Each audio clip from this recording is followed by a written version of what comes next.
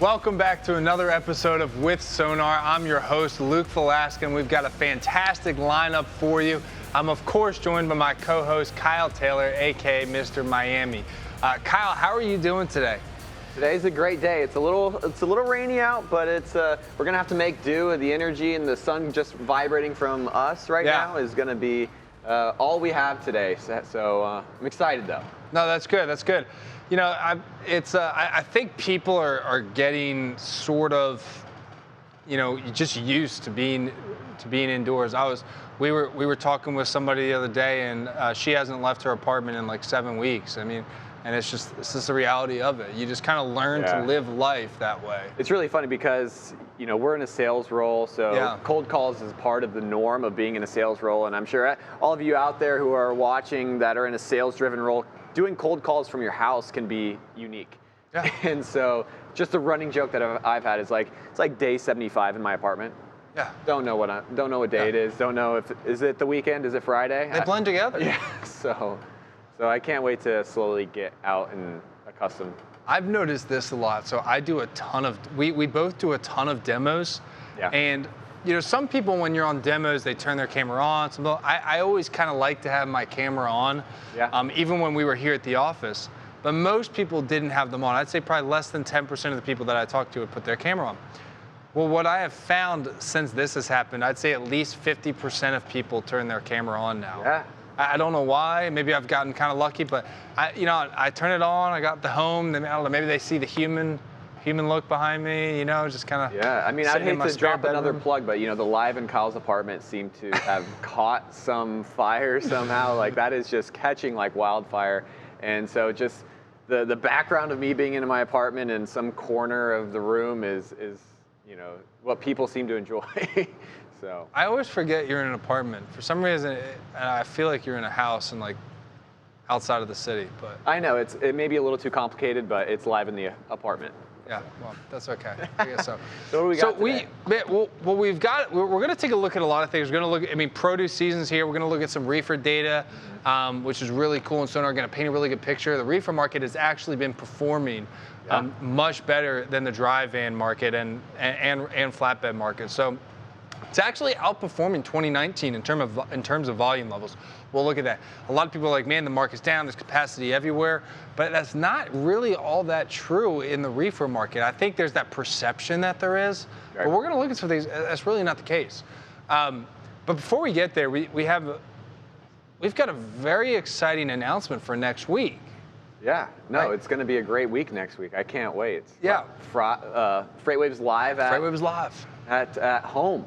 FreightWaves Live at home. So we have FreightWaves Live traditionally every 6 months. Okay, the next one will be, assuming we can do it in person, will be in Fort Worth. Yeah. That'll be in I want to say the end of October. Yeah. But right now it'll be live at home. We'll stream the whole event. Yep.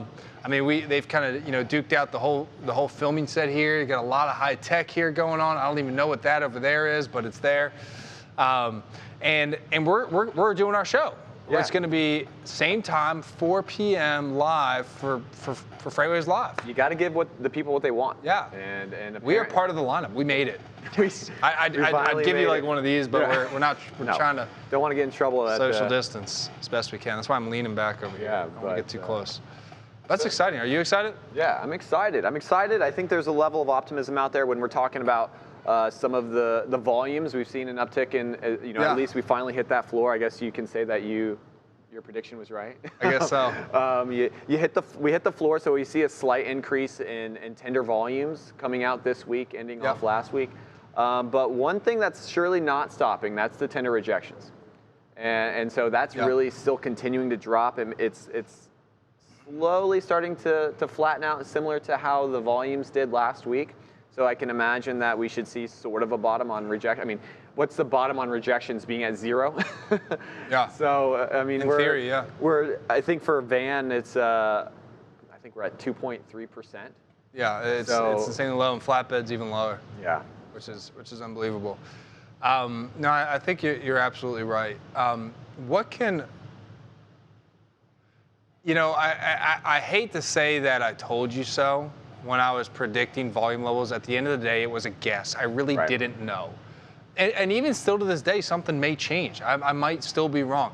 But if you go ahead and flash up the screen here on for the folks to see, what happened was, and what I'm looking at whenever this gets on the screen for the viewers, this is the overall truckload volume level in the United States. Right. Whenever that gets on the screen, we can put it up now. And now, okay, we'll wait for it. Maybe it'll take them a second, but there it is. So this is the truckload volume level year to date, all right? And we saw this massive surge here, about a 30% surge. I called the bottom or near bottom right here on April 11th. I said we were either at the bottom or very near the bottom. 50-50 shot you had. Yeah, I had a 50-50 shot. That was a guess. I was looking at stuff in Sonar. I was looking at imports. I was trying to see when China imports were coming online. I looked at that. I was looking at volume levels. I did look at some information. I'm not an economist though, and I don't really know what I'm talking about in terms of predicting things. It was a guess, but it turns out that it was mostly correct, or at least appears to be at the moment we've hit the bottom. That doesn't mean we are recovered or we're going to recover. We may sit here for a while. I don't know. Yeah, but I think you got to give yourself a little bit more credit. I don't think you just looked at it and said, you know, oh look, here's a cool chart. I'm gonna just guess that it's a bottom. I mean, you come from the freight industry. Yeah. You worked at a brokerage, so being able to identify these trends and being in and out of Sonar every day, you start to, we're talking to our market experts. We're talking to the ecosystem that is FreightWaves, which makes Sonar even more enticing because you have our economists, you have the media side, you have us that are showing you our Sonar charts, or everyone that's posting on LinkedIn. So, I mean, but when you're looking at this and you're trying to give an estimate, what else might you look at?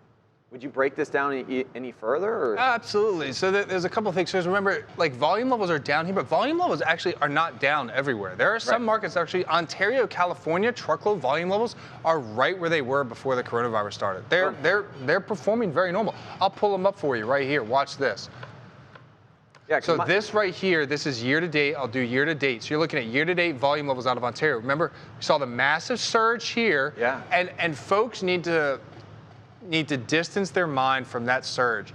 That's a black swan event. That doesn't happen. Like, pretend that never happened, right?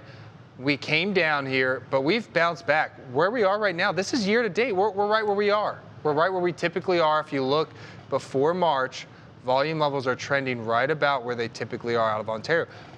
I like looking at this market because it's a massive distribution hub for stuff coming in from ports. 1/3 of U.S. imports come in the port of Long Beach and LA, and a lot of them get moved to distribution centers and warehouses in Ontario, California. Yeah, it'd be very interesting. So I saw that recovering, and that got me excited. If you were to take out that comparison that you have in orange underneath that, what if we compared that to van and volume, or not van and volume, van and reefer? That's one of the first things that I do when I'm looking at overall tender volumes is, what you brought up, that the reefer market is doing extremely well right now, given what's going on in the market.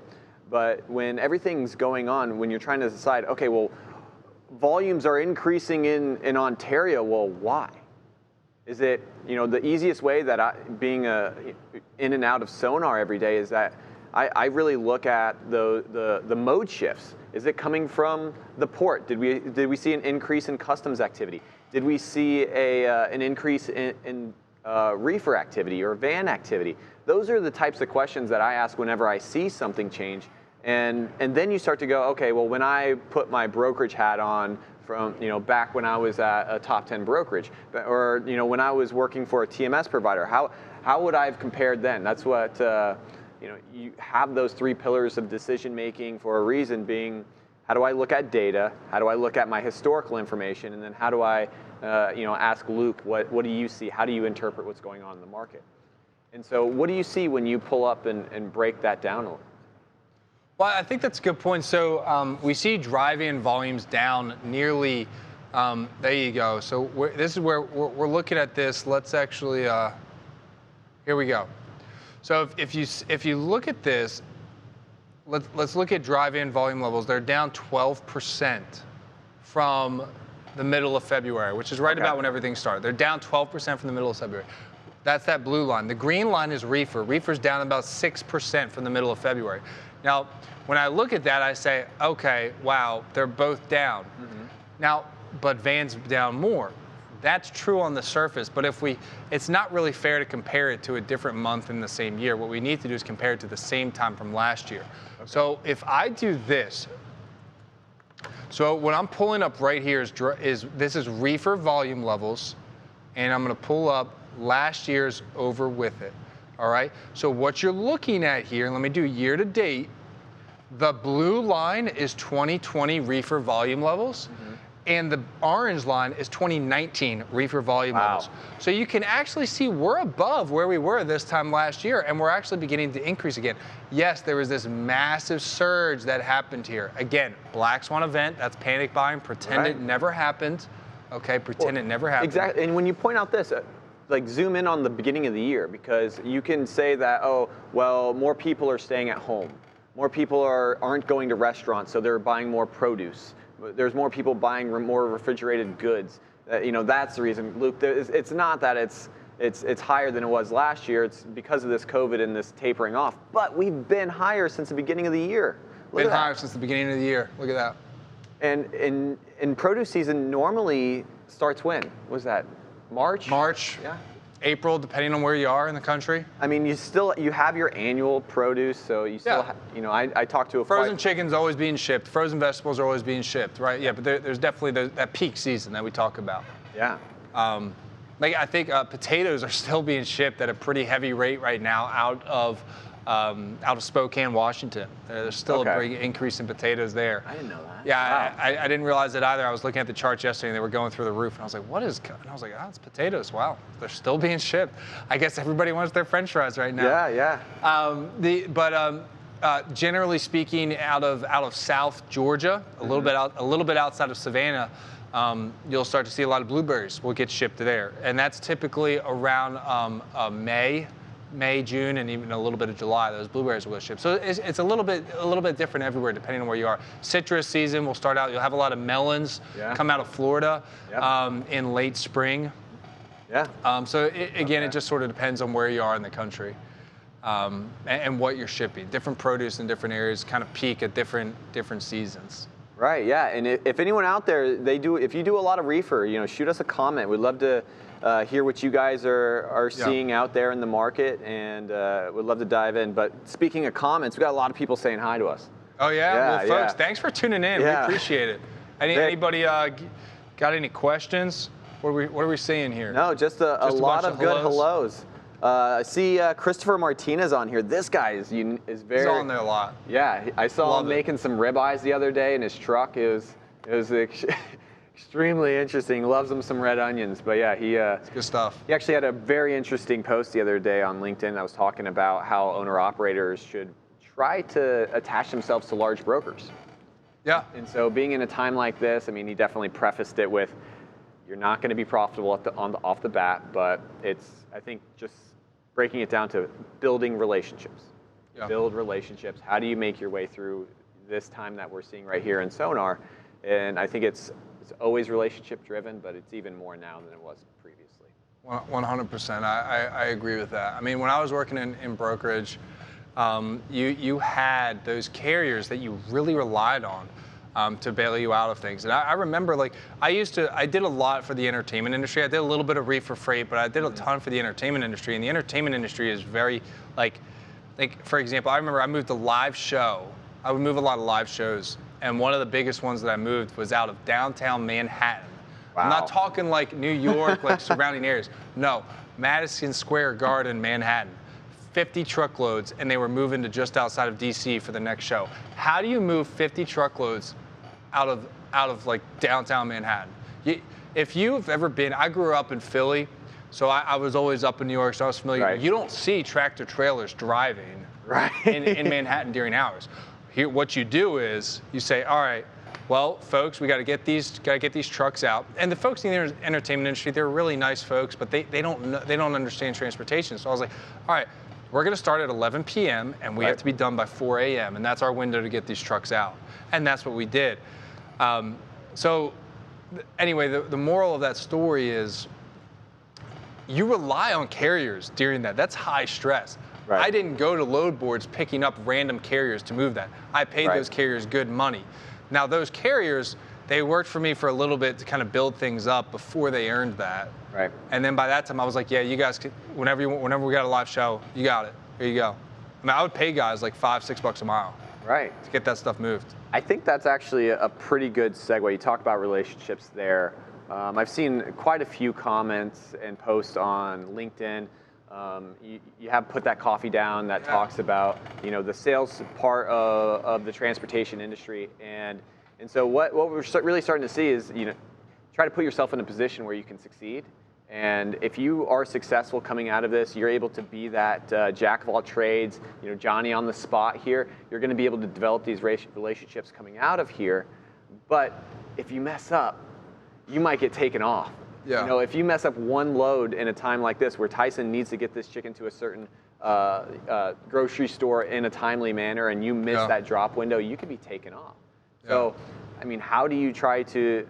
I mean, that's a number of things, not even just Sonar. It's all technology. Are you using different tracking services? Are you staying in the know with your carriers? Are you having to do checkpoints? I mean, I remember Verizon had the issue where they had to stop tracking cell phones, so you actually had to have the app on your phone for drivers. So I remember when MacroPoint came out, it was all, you know, pinging the cell phone every time. And so, you know, how else do you think, you know, in order to make sure you continue to have that service level, what else would you use to maintain it?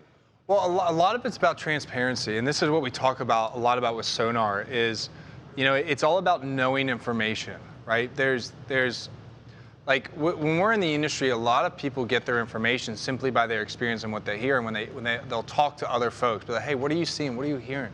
And that's really, really good and helpful to kind of bounce ideas off each other, but it's not something that's super tangible from, say, like a market-driven perspective when they talk to shippers. Because shippers have a lot of control right now. There's less volume out there, just flat out there is, right? Shippers have a lot of control.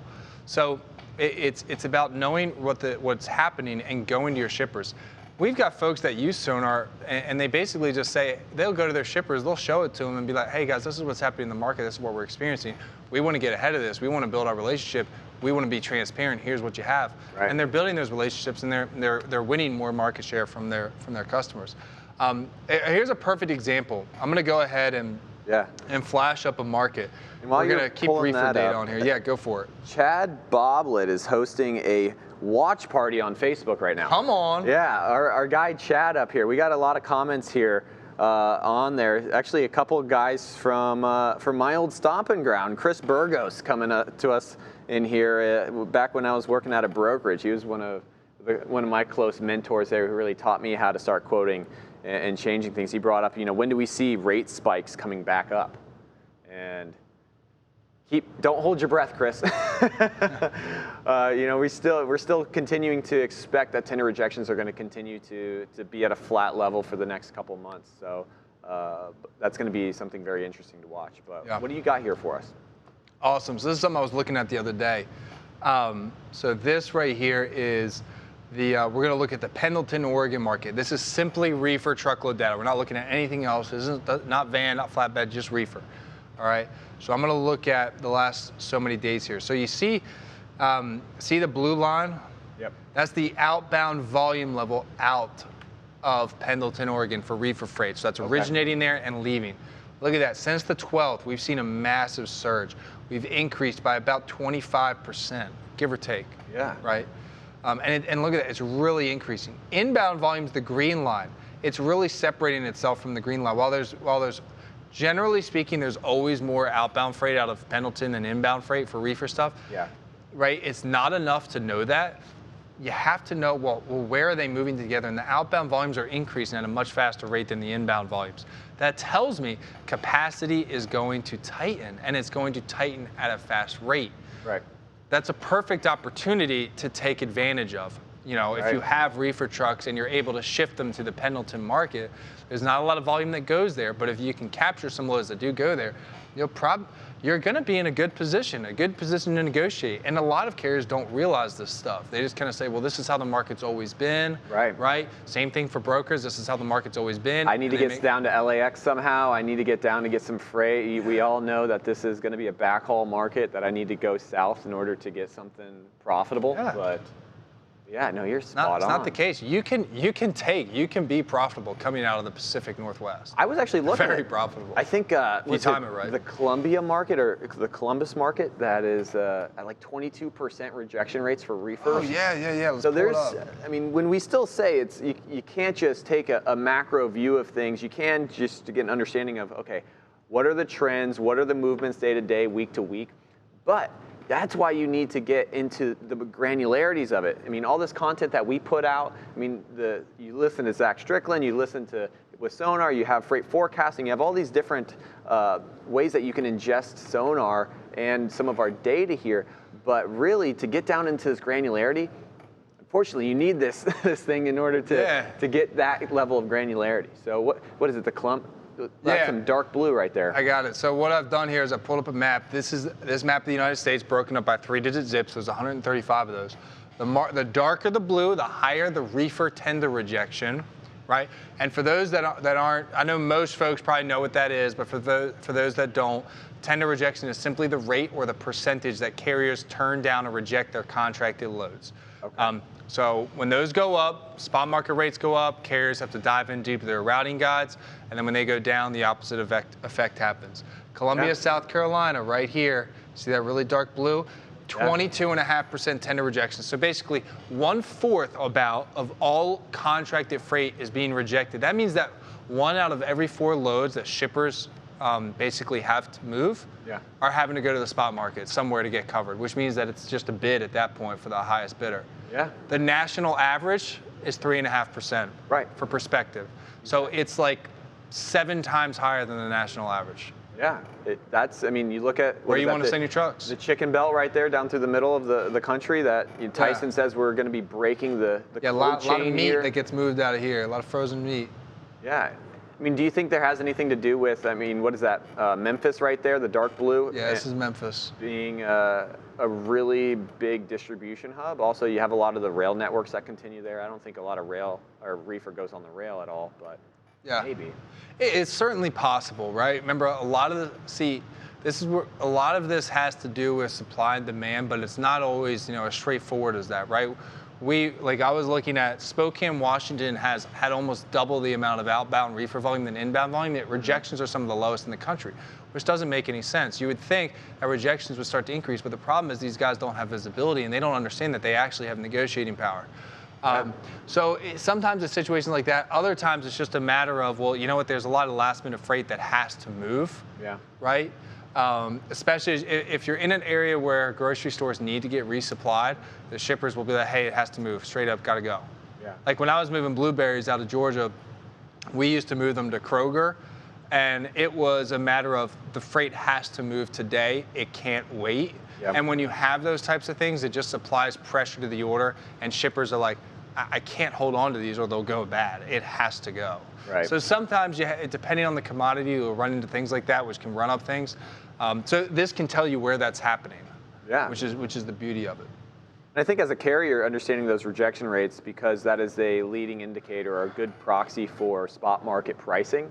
Yeah. And the first sector that's really able to capitalize on that is the brokerage market. It's the reason why you see all these things on social media. Brokers are driving down rates because they can identify that. Yeah. And so for a carrier to be able to see that rejection rates are increasing, they have optionality. They don't have to take they are still accepting the low rate. So we have to be clear, it's a two-way street. But having that data at your fingertips so that you can say, no, I have better optionality. I'm going to deny this freight, or I'm going to wait for the next best item. Or here's a market next to me that I'm going to actually start looking at on my load boards. Yeah. Because I have more optionality. It's that darker blue that we talk about. Absolutely. And I think just even thinking about it from a simpler perspective than that, I mean, even using it as like a sales tool, you go in with this information, I'm like, oh, okay, tender rejections are really high in Columbia, South Carolina for reefer freight. Right. I've got a bunch of reefer trucks. Why don't I go to that market, talk to shippers there and be like, hey, you having a lot of pressure with your freight? They're probably going to say yes, but all right, I'll move it for like, a little bit less. Boom, sale, done. Yeah. You just got a lot of freight. I wish it was that easy sometimes. Right? Yeah, no, me too. Sometimes unfortunately, we don't have a list of people that are asking us to move their freight because we're in the data perspective. But we can at least help your probability. We can increase your odds. Yeah, it's all about increasing your odds. But if you do have that sales part of it, right now it's a very difficult time because I can imagine if I'm trying to be the pessimist in the room on the sales, it's like, if you were my manager and I was at a brokerage floor, it's like, well, no one's open. Shippers aren't open. No one's shipping. My normal customers aren't shipping. And you have to pivot. Yeah. What else are you going to use? Is there anything else out there that's going to really track the volumes like Sonar tracks it on a daily basis? We just looked at reefer volumes. We know they're higher. They're higher than they were this time last year by like 5-6%. There's freight out there. Yeah.